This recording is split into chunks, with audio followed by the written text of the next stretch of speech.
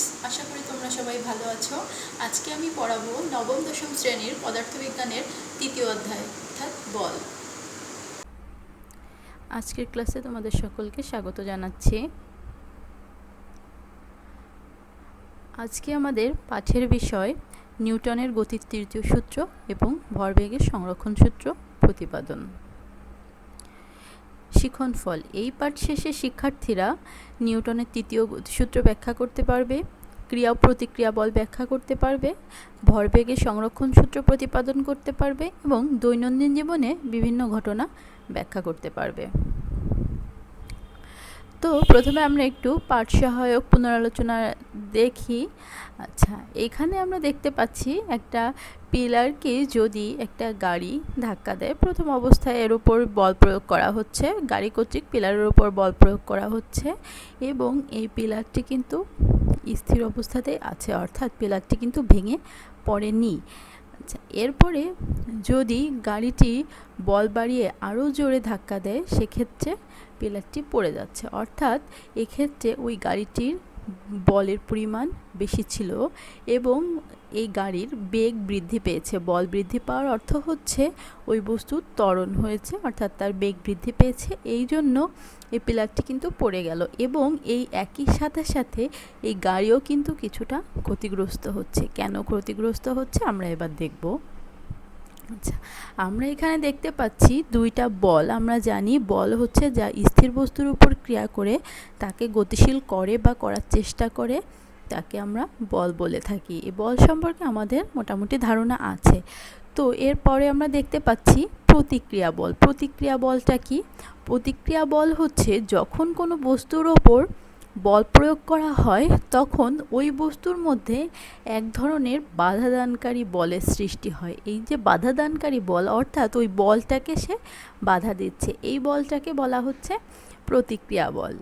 উপরে আমরা লেখাটা দেখতে পাচ্ছি, আমরা মানে সমান কিন্তু দিকে বিপরীত, অর্থাৎ হচ্ছে বল যত বেশি পরিমাণ বল প্রয়োগ করা হবে, প্রতিরোধকারী বলের মানটাও তত বেশি হবে, অর্থাৎ প্রতিক্রিয়া বলটাও তত বেশি হবে এক্ষেত্রে।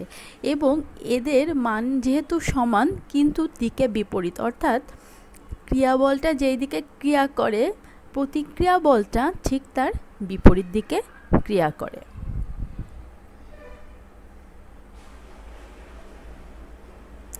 এরপরে আমরা দেখব নিউটনের গতির তৃতীয় সূত্র। আমরা জানি যে নিউটনের গতি বিষয়ক 3টি সূত্র আছে।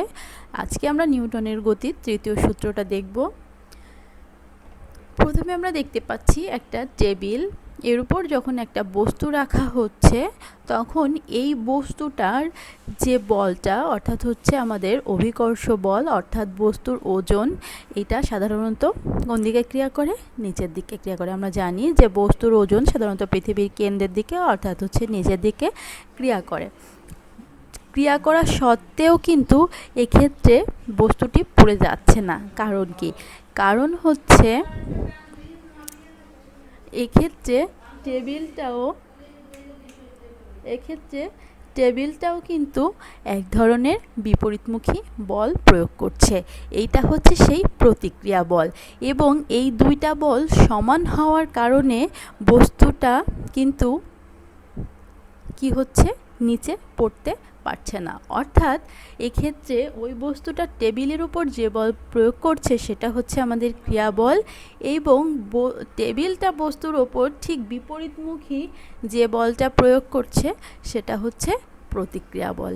তাহলে নিউটনের গতির তৃতীয় সূত্র অনুসারে প্রত্যেক ক্রিয়ারই একটি সমান ও বিপরীত প্রতিক্রিয়া আছে, অর্থাৎ হচ্ছে আমরা ইংলিশে বলে থাকি টিট ফর ট্যাট। ঠিক একইভাবে নিউটনের গতির তৃতীয় সূত্র অনুসারে প্রত্যেক ক্রিয়ারই একটি সমান এবং বিপরীত প্রতিক্রিয়া আছে, অর্থাৎ প্রত্যেক ক্রিয়া বলেরই একটা সমান এবং বিপরীত প্রতিক্রিয়া বল আছে।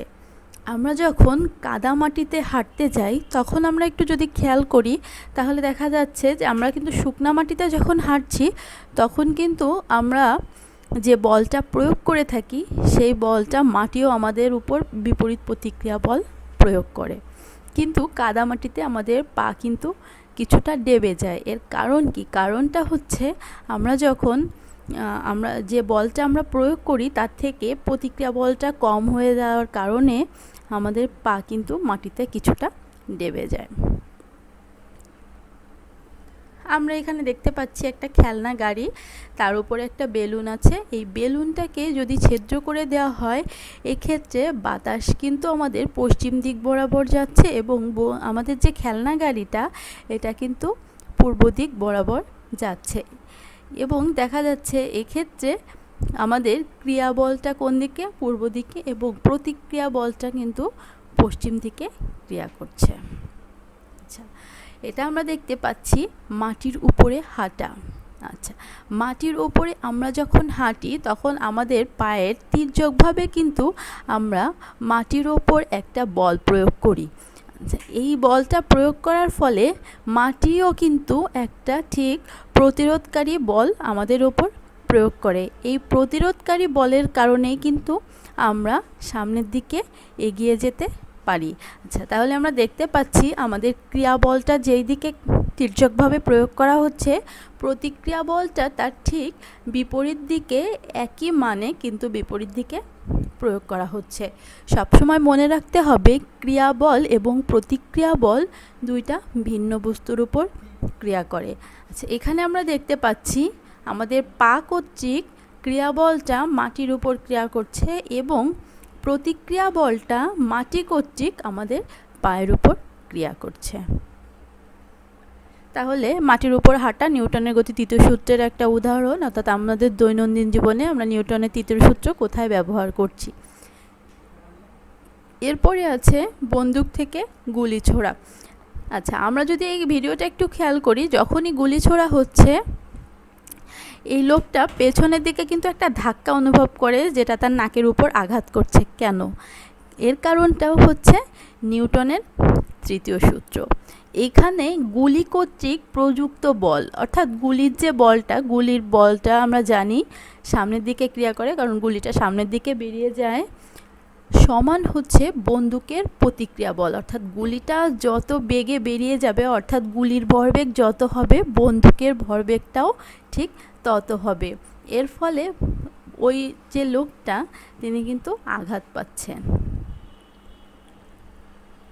এরপরে দেখব আমরা রকেট কিভাবে উড্ডয়ন করে। আমরা দেখেছি রকেটকে, কিন্তু এই রকেট উড্ডয়নটাও কি করে হচ্ছে নিউটনের তৃতীয় সূত্র তথা ভরবেগের সংরক্ষণ সূত্রকে কাজে লাগিয়ে কি করে হচ্ছে।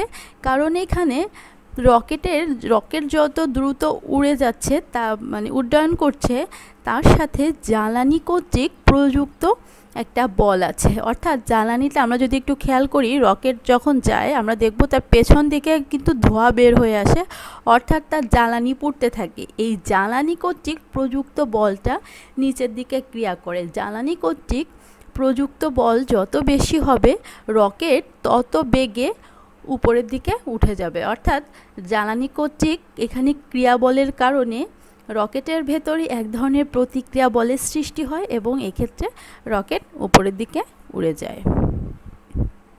আচ্ছা, আমরা যদি এবার এই চিত্রগুলো লক্ষ্য করি, এই চিত্রগুলোতে আমরা কি দেখতে পাচ্ছি? প্রত্যেকটা ক্ষেত্রে অ্যাক্সিডেন্ট বা সংঘর্ষ হচ্ছে, তাই না?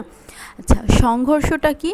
সংঘর্ষ হচ্ছে যখন কোনো গতিশীল বস্তু কোনো স্থির বস্তু বা গতিশীল বস্তুকে ধাক্কা দেয়, তখন তাদের ভেতর কি হয়?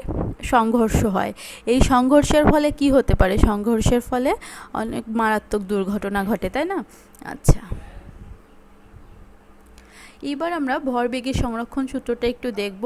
প্রথমে m1 এবং m2 ভরের দুইটা বস্তু, তারা v1 এবং u1 এবং u2 বেগে আদি বেগে যাত্রা শুরু করেছে। যাত্রা শুরুর কিছুক্ষণ পর তাদের দুজনের ভেতর কিন্তু সংঘর্ষ হলো। এরপরে সংঘর্ষের পরে আবার বস্তুদ্বয় কি করলো? v1 এবং v2 বেগে চলতে শুরু করলো। এই ক্ষেত্রে m1 বস্তুটা যখন তাদের ভেতর সংঘর্ষ হচ্ছে, তখন m1 বস্তুটা m2 বস্তুর ওপর একটা বল প্রয়োগ করে। সংঘর্ষের ফলে দুইটা বস্তুর ওপরই বল প্রয়োগ হয়, কারণ আমরা নিউটনের তৃতীয় সূত্র অনুসারে দেখেছি যে প্রত্যেক ক্রিয়ার একটি সমান ও বিপরীত প্রতিক্রিয়া আছে। তো প্রথম বস্তুটা অর্থাৎ m1 ভরের যে বস্তুটা, তা m2 ভরের বস্তুর উপর যে বল প্রয়োগ করে সেটাকে যদি আমরা F1 ধরি অর্থাৎ ক্রিয়া বল, তাহলে m2 ভরের বস্তুটাও m1 ভরের বস্তুর উপর এক ধরনের প্রতিক্রিয়া বল প্রয়োগ করবে, সেটা হচ্ছে F2। আচ্ছা, এখানে আমাদের ধরে নিয়েছি যে P বস্তু তার ভর হচ্ছে m1, Q বস্তু তার ভর m2। এক্ষেত্রে ক্রিয়া প্রতিক্রিয়া সংঘটিত হবার সময়কাল পর্যন্ত বস্তু দুইটা পরস্পরের উপর বল প্রয়োগ করবে, অর্থাৎ যতক্ষণ পর্যন্ত এদের ভেতর সংঘর্ষ হবে সংঘর্ষটা সংঘটিত হবে ততক্ষণ পর্যন্ত বস্তু দুইটি একে অপরের উপর ক্রিয়া বল এবং প্রতিক্রিয়া বল প্রয়োগ করবে। তাহলে ভরবেগের সংরক্ষণ সূত্র অনুসারে একাধিক বস্তুর মধ্যে শুধু ক্রিয়া প্রতিক্রিয়া ছাড়া অন্য কোনো বল কাজ না করলে কোনো নির্দিষ্ট দিকে তাদের মোট ভরবেগের কোনো পরিবর্তন হয় না। এক্ষেত্রে আমাদের প্রথমে ওই বস্তুদ্বয়ের আদি ভরবেগ হচ্ছে, প্রথম বস্তুটার আদি ভরবেগ m1u1 এবং কিউ বস্তুর আদি ভরবেগ m2u2। তাহলে ভরবেগের আমাদের সমষ্টি m1u1 plus m2u2 equal to হচ্ছে আমাদের শেষ ভরবেগ অর্থাৎ m1v1 প্লাস m2v2। নৌকা থেকে লাফিয়ে তীরে নামার সময় নৌকা পেছনে সরে যায় কেন, ঘটনাটি ব্যাখ্যা করো। এটাও একই কারণে নিউটনের তৃতীয় সূত্র তথা ভরবেগের সংরক্ষণ সূত্র অনুসারে নৌকা থেকে যখন লাফ দেওয়া হয় তখন নৌকা পেছনের দিকে সরে যায়। যে ব্যক্তি লাফ দিচ্ছেন তার ভর এবং বেগের গুণফল সমান হবে আদি ভরবেগ আর হচ্ছে নৌকার ভরবেগের সমান হবে, এই জন্য নৌকা পেছনের দিকে সরে যায়। এবার তোমাদের জন্য একটা বাড়ির কাজ। 5000 কেজি ভরের একটা ট্রাক 54 কিলোমিটার পার আওয়ার বেগে চলছে। সামনের দিক হতে 72 কিলোমিটার পার আওয়ার বেগে আগত 1000 কেজি ভরের একটা মাইক্রোবাসের সাথে ট্রাকটির সংঘর্ষ হলো এবং তারা মিলিত অবস্থায় চলতে থাকলো। মিলিত অবস্থায় তাদের বেগ কত এবং কোন দিকে? আচ্ছা, এক্ষেত্রে আমাদের খেয়াল করতে হবে ট্রাক এবং মাইক্রোবাসটি ভিন্ন দিক থেকে আসছে, অর্থাৎ যদি আমরা একটার বেগকে, যেহেতু বেগ ভেক্টর রাশি তাহলে একটা নির্দিষ্ট দিক আছে, তাহলে আমরা যদি ট্রাকের বেগকে ধনাত্মক দিকে ধরে নিই তাহলে আমাদের মাইক্রোবাসের বেগকে অবশ্যই ঋণাত্মক দিকে, আদি বেগকে ঋণাত্মক দিকে ধরে নিতে হবে। তাহলে এক্ষেত্রে আমাদের u1 সমান 54 কিলোমিটার পার আওয়ার, একে মিটার পার সেকেন্ড করতে হবে এবং আমাদের u2 সমান হবে -72 কিলোমিটার পার আওয়ার, একেও আমাদের মিটার পার সেকেন্ড করে নিতে হবে। এবং যেহেতু মিলিত বেগ চেয়েছে তাহলে আমরা m1u1 plus m2u2 equal to m1 plus m2 into v, যেহেতু মিলিত বেগ তাহলে v1 equal to v2 equal to আমরা v নিতে পারি। এক্ষেত্রে আমরা ভরবেগের সংরক্ষণ সূত্রের সাহায্যে v এর মানটা বের করব, অর্থাৎ মিলিত বেগ বের করব। যদি মিলিত বেগ পজিটিভ হয় অর্থাৎ প্লাস মান আসে তাহলে এদের দিকটা হবে ট্রাক যেদিকে যাচ্ছিল সেই দিকে, আর যদি মাইনাসে মান আসে তাহলে বুঝতে হবে যে আমাদের মাইক্রোবাসটি যেদিকে যাচ্ছিল এদের মিলিত বেগটি সেই দিকে হবে। আশা করি তোমরা বুঝতে পেরেছো, গাণিতিক সমস্যাটি সমাধান করবে। আজকে এই পর্যন্ত, ধন্যবাদ সকলকে।